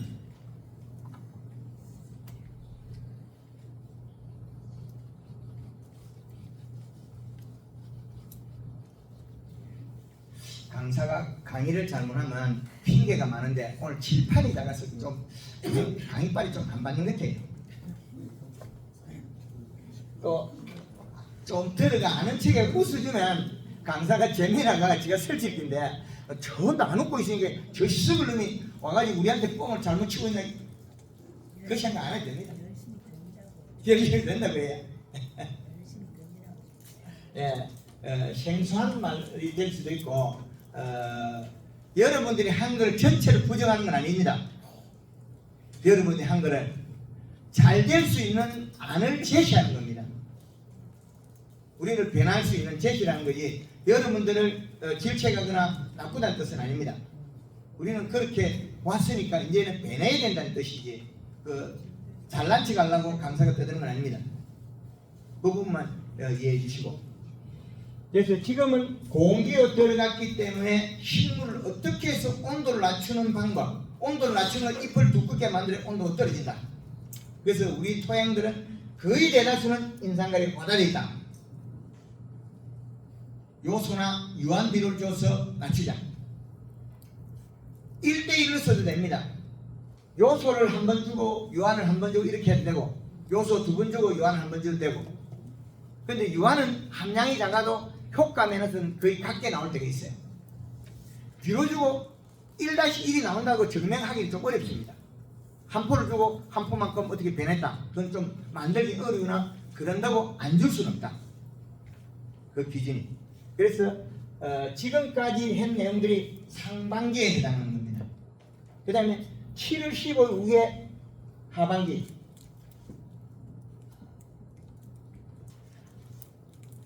상반기에서 시작돼서 열과가 일어나는 시점을 6월 15일 시점으로 공기로 들어가기 때문에 오겠죠. 지금 쪼개진 사람 있습니까? 없죠?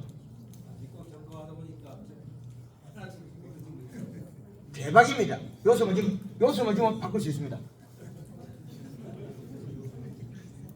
지금 쪼개진다는 거는 얼마나 뜨거워서 뒤 가지고 쪼개지는 거냐고요. 되었다는 거죠. 세포가 경화가 된 겁니다.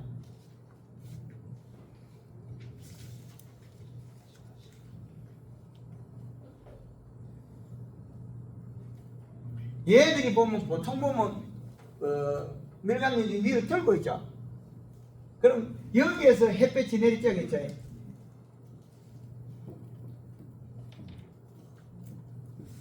그런데 쪼개진 놈들이 좋은 놈 바깥에 거만 다 쪼개질 수가 없죠. 안에 그 숨은 놈 괜찮죠. 뜨거워서 데인 게 많다는 거죠. 되어서 세포가 경화가 됐다. 그러면 과피는 성장을 못하고 과육이 성장한다는 거죠. 이거 과육. 과피는 세포가 개가되는데 과육은 세포가 이상이 없다는 거죠. 그래서 성장. 그 봄에 육지에서는 그 자두, 복숭아 뺀질이 같은 거, 털 없는 것들, 천도복숭, 그것들이 봄에 꽃 필 때 먼저 나와가지고 그 썰이 맞은 것들이 쪼개져 버려요. 그러면 냉해에서 쪼개진 거는 깊게 쪼개져요. 안에까지 굳었어요. 온도가 낮아가. 그런데 우리가 고온열상은 좀 외피에만 있지 않은 좀 괜찮아요. 그런데 쪼개지든 뭐 이래 쪼개진 셀지가 못 쓰는 건 마찬가지. 근데 쪼개져 가지고 못 쓰는 거는 그 다음에 재생산이 안 됩니다. 그러면 잎 두께가 얇아서 열을 못 식혀서 함선의 몸속에 났다는 거예요. 그럼 잎이 두껍고 부드럽고 진녹색일 것들은 잘 안 쪼개져요. 진녹색이. 그러면 그 진녹색을 만드는 방법 중에 한 가지 방법을 계속 제시하는 거예요. 지금 안 쪼개지게 만들려면 이제 지금부터 하려는 것은 어떻게 해야 되나? 맹물 시비. 아침 저녁은 맹물 뿌려버려요. 물을 뿌리고 연매 시비를 해줘야 돼요. 그러면 뿌리에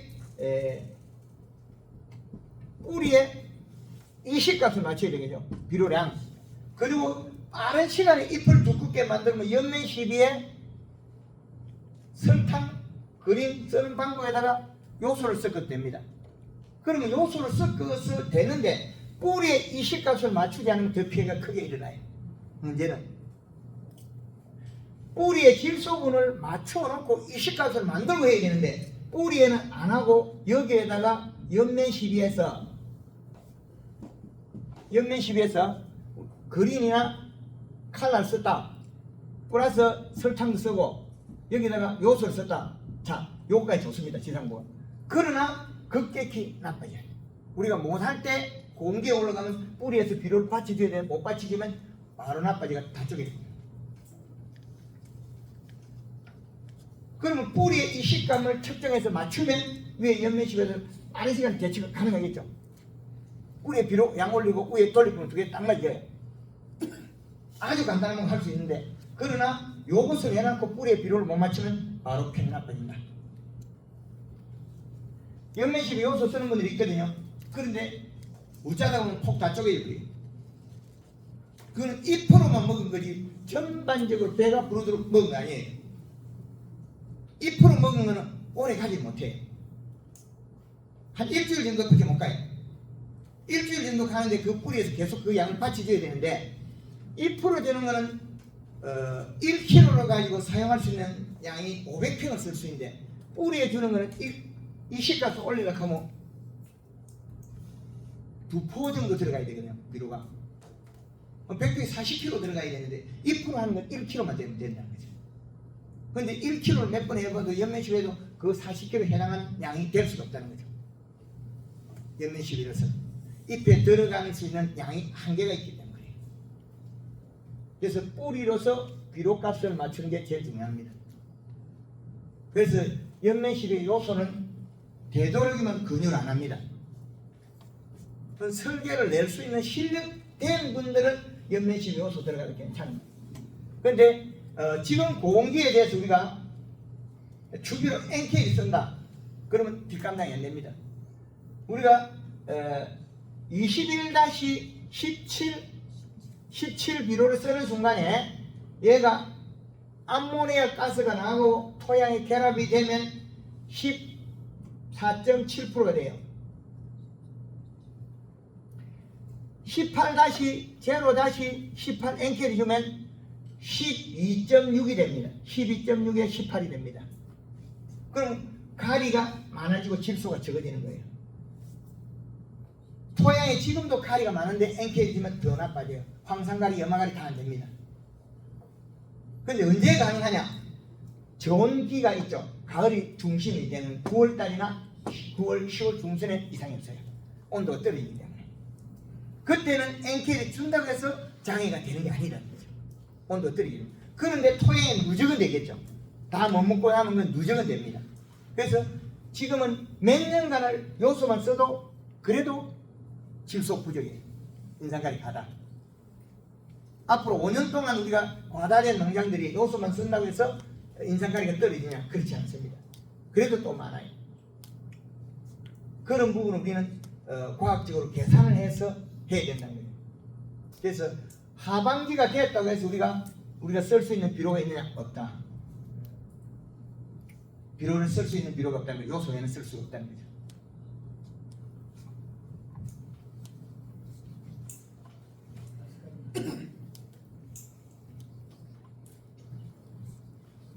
어, 7월 15일 위에는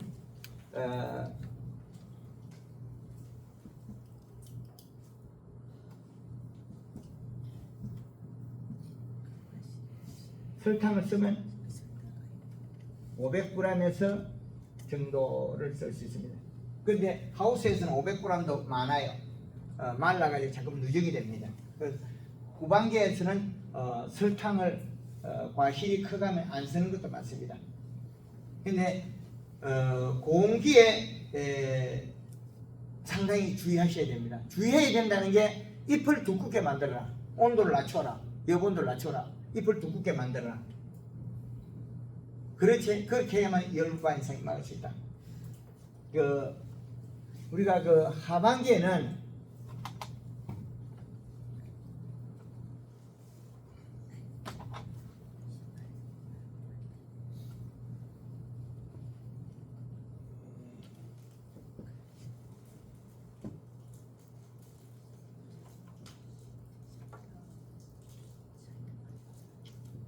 요것도 안 써야 될 때는 안 써야 됩니다. 설탕도.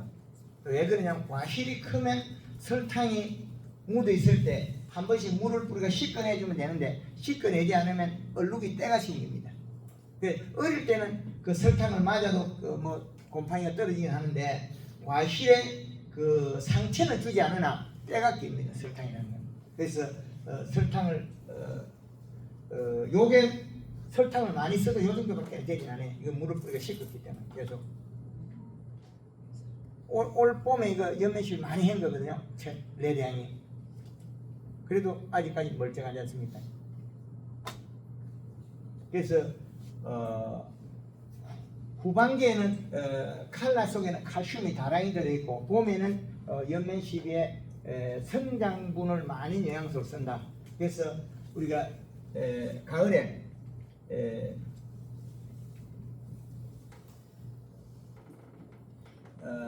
수확이 여름에 수확기를 맞는 거는 30일 전까지 필요.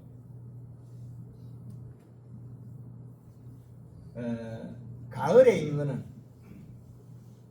50일 전까지.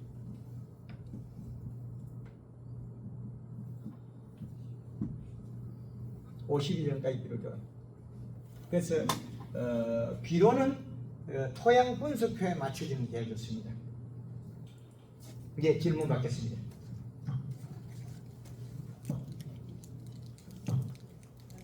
요 칠판에 낙서를 많이 해놓을 테니까 마지막에 사진 찍으면 됩니다.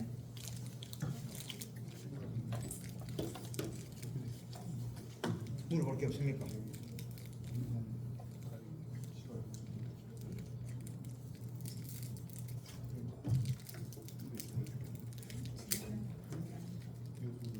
회장님 질문이요. 그러면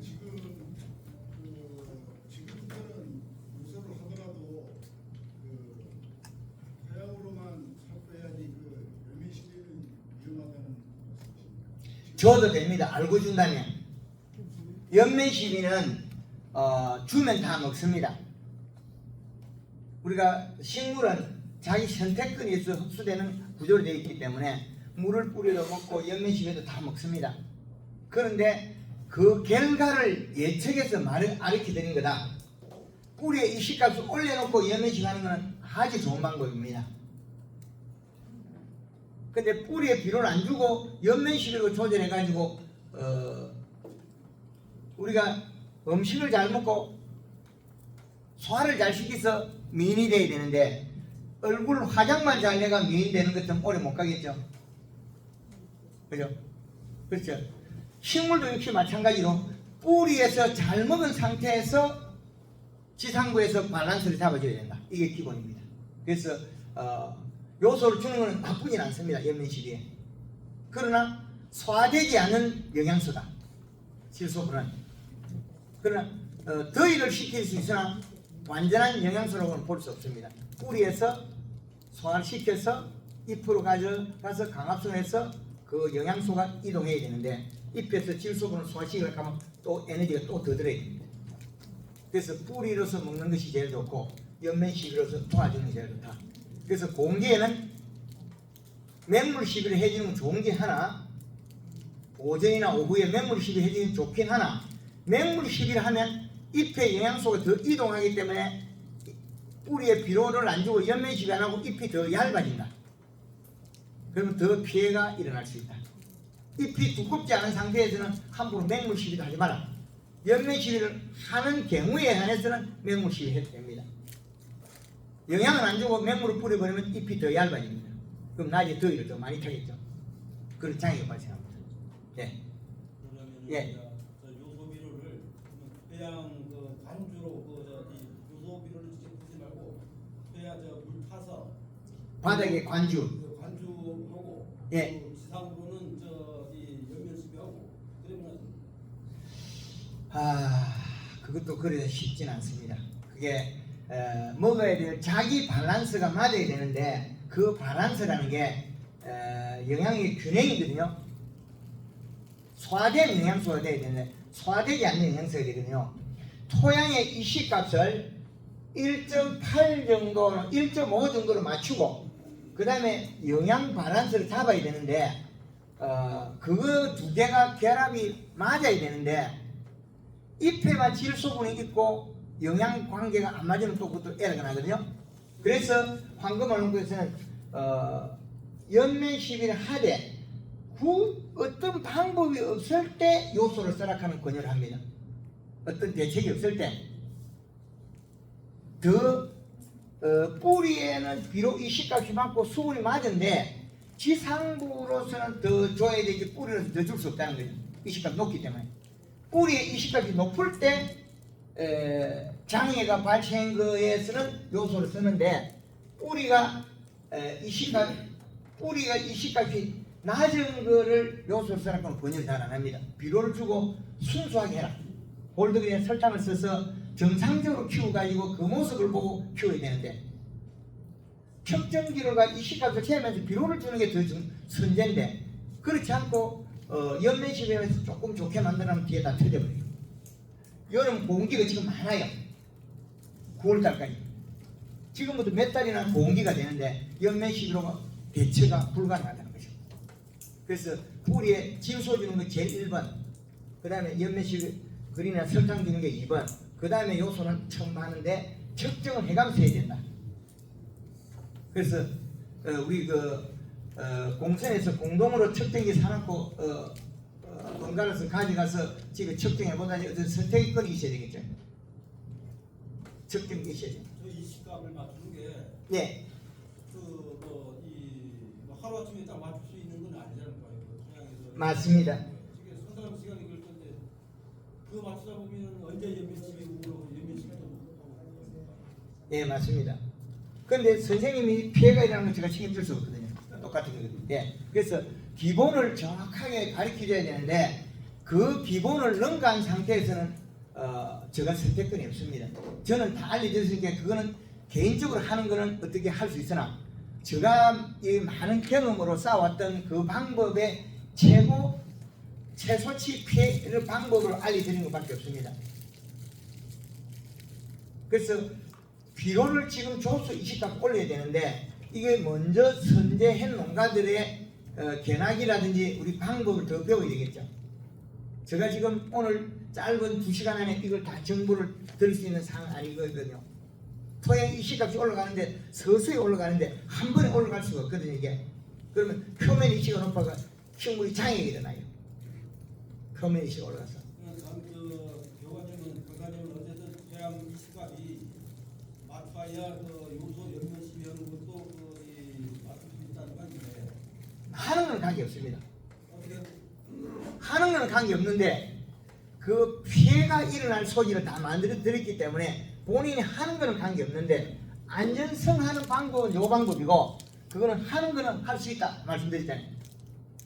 그렇죠? 할 수는 있으나 안전성의 문제는 보장을 못 드린다. 그래서 그 결과 비행기 만약에 그 전기 전도의 씨가 예. 봤을 때, 뭐 고나 육이나 이 정도 못 봤을 때 그때는 어떻게 해요? 아침 저녁을 맹물 시비에서 풀어야 됩니다. 입에 순환을 시켜. 그때는 물을 많이 뿌려야 돼요. 근데 문제는 이 밭이 쿨러가 하부 쿨러가 아니라 수돗. 점적과 예, 수도. 지금 그 토양 분석 표를 보고 이야기합니까? 이시 측정기로 하는 거 이야기합니까? 토양 분석 그건 다 꽝입니다.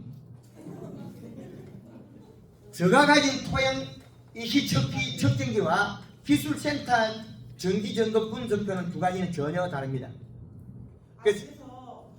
그래서 그 밭에 풀이 죽느냐 사느냐? 풀이 살아있어요? 그러면 그거는 이시가 높은 게 아니고 성분이 높은 거다. 인산가리 이런 것들이 높은 거지. 질소가 부족해서 일어난 일이지. 그런 부분도 유튜브 방송에 많이 있습니다. 토양 분석에서 이시 값이 높게 나오더라도 지금 현재 가지고 있는 간이 측정기로 한 게 더 정확도가 높더라는 거죠. 그러면 만약에 오늘 교육해서 하고 나서 원하면 그 토양 이시를 한번 측정해 줄 수도 있습니까? 본인들 지도소 그런 데 갈 때는 지도소에서 아마 이 측정기 있으면 빌려달라든지 그거 하면 될 거예요. 빌려달라고 했는데 없었고요. 우리가 보통 그 토양 검사할 때 보면 토양을 수거해 가잖아요. 집에 가서 빨리 흡하고 있어. 그럼 요쪽에 농가 현장 갈 때 그 측정 다시 보고 그까지 하면 됩니다. 그 가오면 되잖아요. 집에 거. 파오라고요? 그렇죠. 저가 가는 것보다 본인이 갔다 오면 더 우리 효과적이잖아요. 찌르는 거 아닙니까? 토양에? 들고 와서 손으로 잡으면 되잖아요. 그럼 똑같은 경우가 나오지 않을까요? 가서 찌르나 흙을 들고 가고 요렇게 흙을 붙들고 하나 두 개 똑같잖아요. 저기 그저 강순정도 명장 있지. 예. 그 요소비로 수평에 그저 65 줬다는 게 예. 이게 장비이 뭡니까? 레디야. 그게야. 여기 있네. 효과가 났습니다. 이거 한 번에 줬다는 거예요? 1년에. 지금 천평에 요소 20포에 그 유한 8포 들어갔습니다. 벌써. 그 100평에 요소 2포에 유한이 천평에 8포 들어갔다. 지금 벌써 28포 들어갔어요. 그럼 그것은 그 꾸준히 그저 1월 달부터 지금까지 10연 부분이 맞습니다. 그리고 지금 작년에는 1년 내쓴 게 60포, 요소 60포 쓴 거고. 예. 예. 요소비료. 측정기로 측정을 하면서 올라가야 됩니다. 그 100평에 10kg를 쓴다고 해서 해가 되진 않습니다. 100평에 10kg 우리가 비료를 뿌려보면 양이 아주 소량입니다. 그 백평에 그저 10kg는 1년치니까 아니면 한번 주는 양이 그 한 번 줄 때 3kg에서 100평에 10kg까지 줘라. 한 번 주는데 예. 아니 그러니까 지금 반주로 했을 때 지금 100평에 3kg, 10kg면 예. 천평으로 기준 잡으면 제일 많이 치면 한 5건데 천평에 주면 10kg 하면 5건. 100kg. 예. 5건. 예. 20kg 요소 한 포에 20kg니까. 예. 10kg 준 100평에 10kg 준다고 큰 해가 되는 건 없어요. 예를 들어서 그러면 날짜를 조금 느리게 줘야 돼요. 먹는 시간이. 그 질문을 하는 건데 그 지금부터 그 기간 텀을 날짜를 예, 일주일에 3kg 줘 갖고는 간이기를 당합니다. 올릴 수 없어 이 시값이. 이게 3kg라는 거는 3820자 0.24밖에 안 되거든요. 0.24밖에 안 올라가거든요. 이 시값이. 그러면 100평에 5kg를 주면 0.4가 올라갈 수 있어요. 그럼 5kg씩은 최소한 줘야 돼요. 5kg 주는 것 주면 1000평이면 50kg씩 5부, 6부 준다고 해서 그 크게 안 올라가요. 일주일 간격으로. 간수에서 주는 거죠, 간수. 그러면 뿌리 주고 물 붙여도 됩니다. 그 대신 관주를 주는 거는 가스가 적게 발생하는데 비료를 뿌리 놓고 물 주면 가스가 많이 발생하기 때문에 잘못하면 겨울에는 다 죽어요. 암모니아 가스 때문에. 그리고 그거를 저 관주로 해가지고 저렇게 예를 들어서 뭐 텀을 20일에 한 번을 주던가 여기에 일주일에 한 최소한 일주일에 한 번씩 줘도 안 올라갑니다. 예.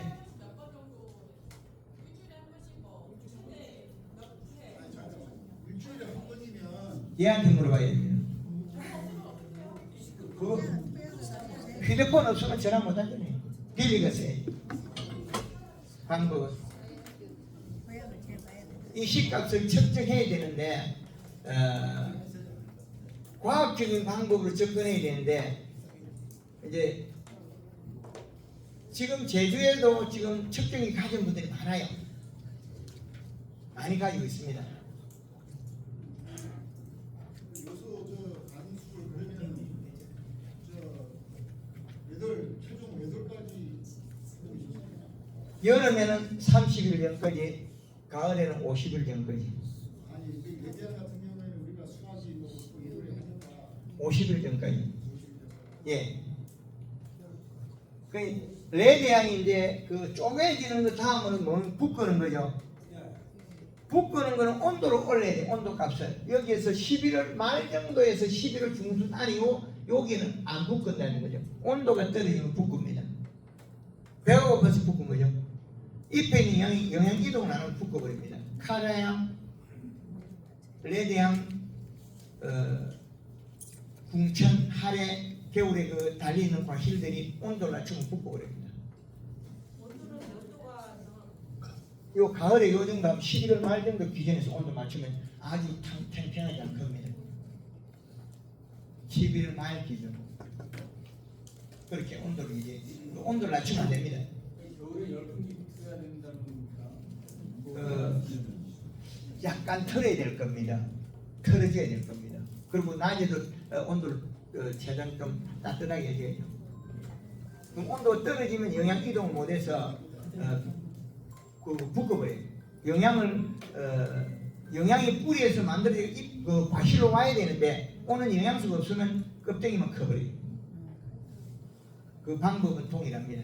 그래서 제주 지역에 밀감이 카레향이 이게 땅바닥에 대인 거 있죠. 땅바닥에 대인 건 안 붓고 꿀로 들린 건 다 붓고버려요. 왜 그랬겠습니까?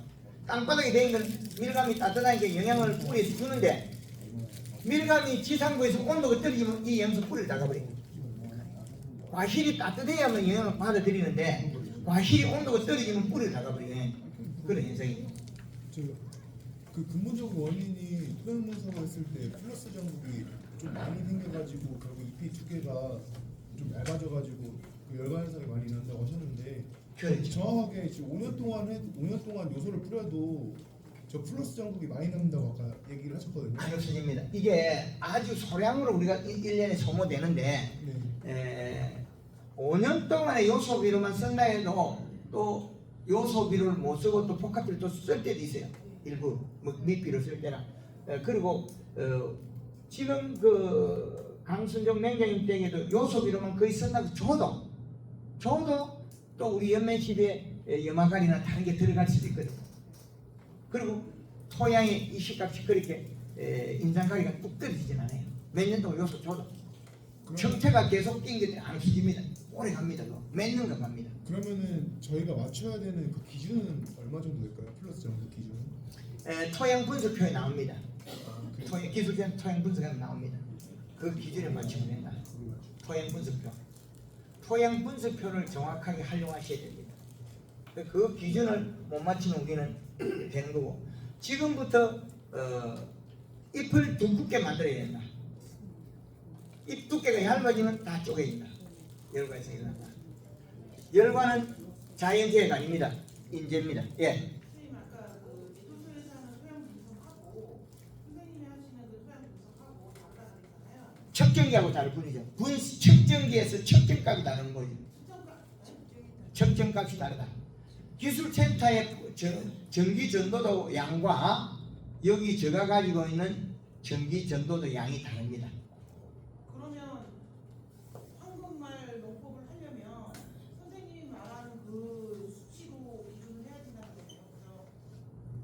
요놈하고 여기 맞추고 표에 맞추면 됩니다. 그러니까 그놈은 선생님 하는 거. 그렇죠.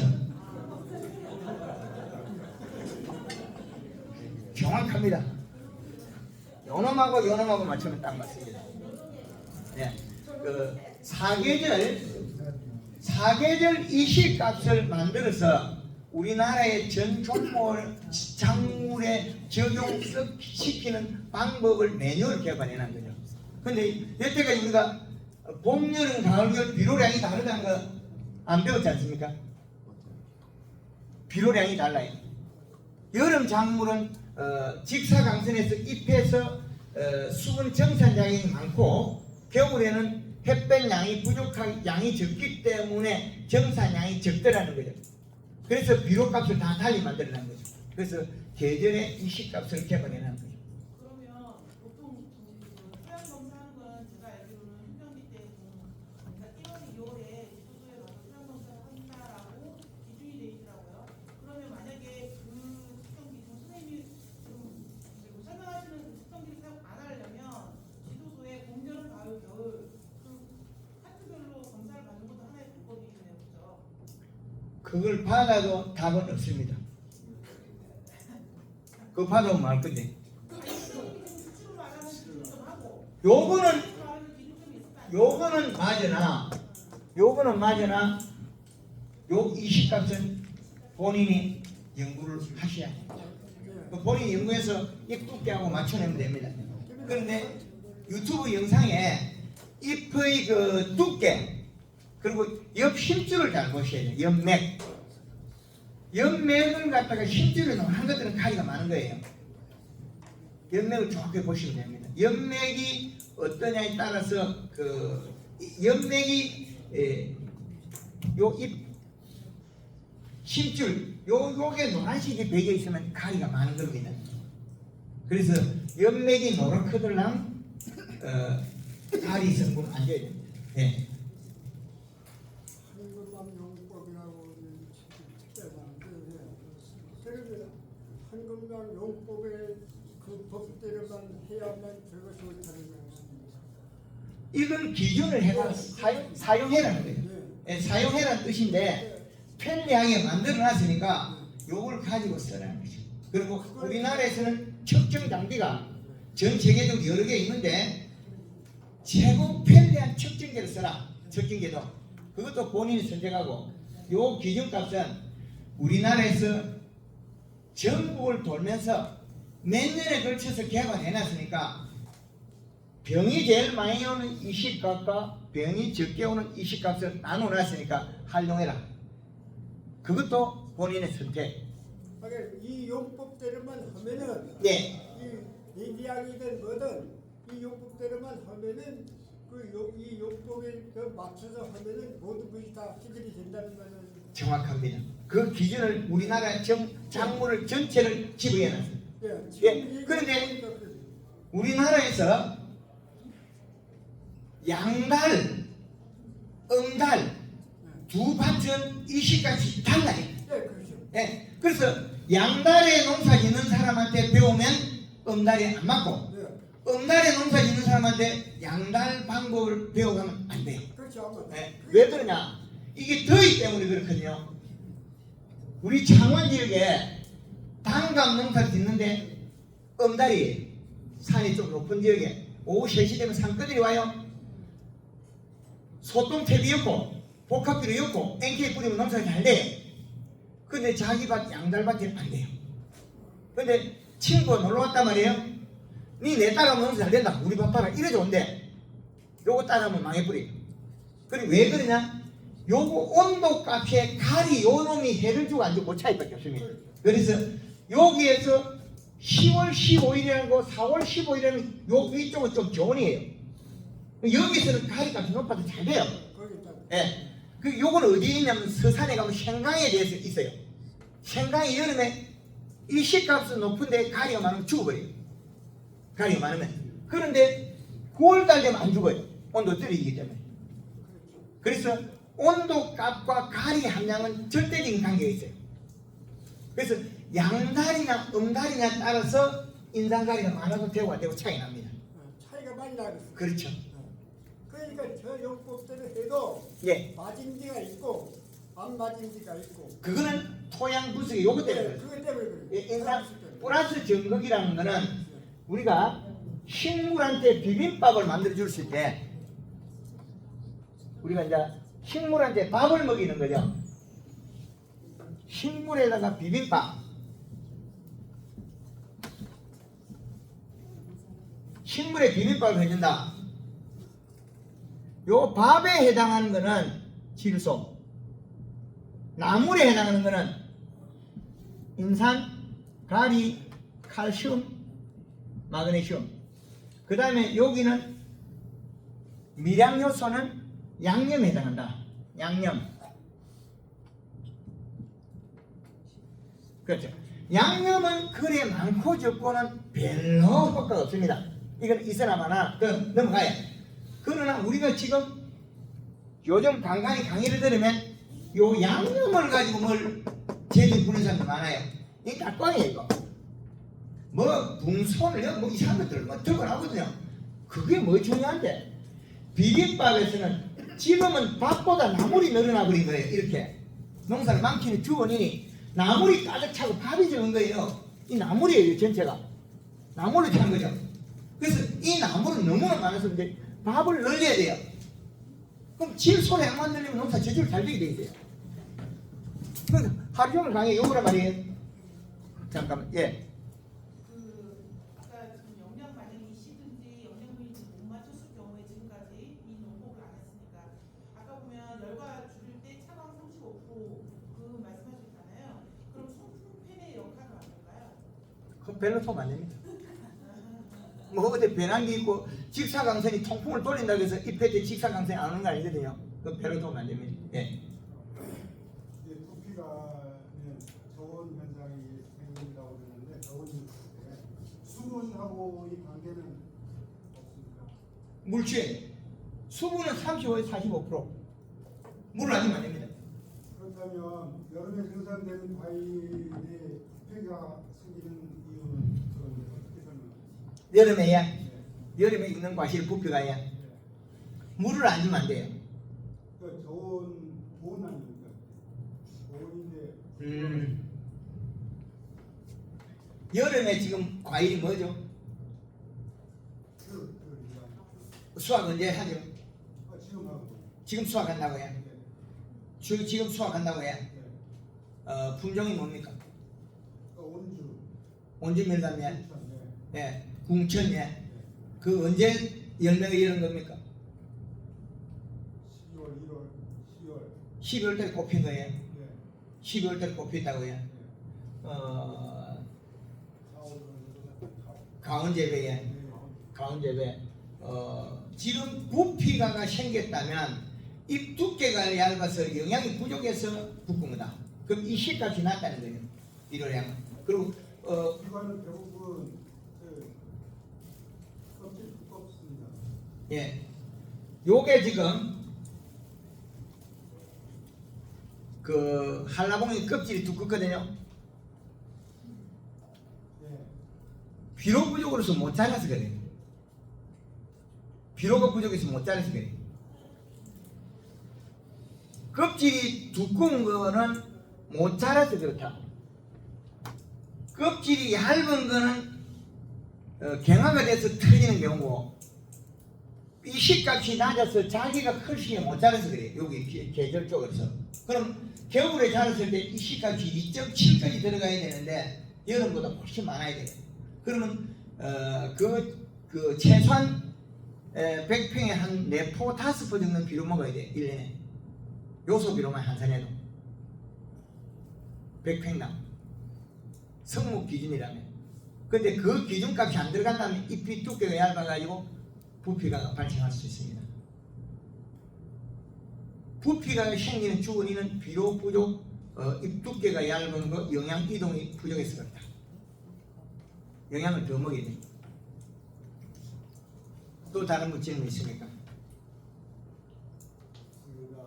예, 하여튼 그 지금 우리 레디앙 장목반에 제가 두 수업씩 강의했는데 하여튼 도움이 됐으면 하는 거고 우리가 당면한 열과 문제는 잎 두께가 얇아서 생기는 거다.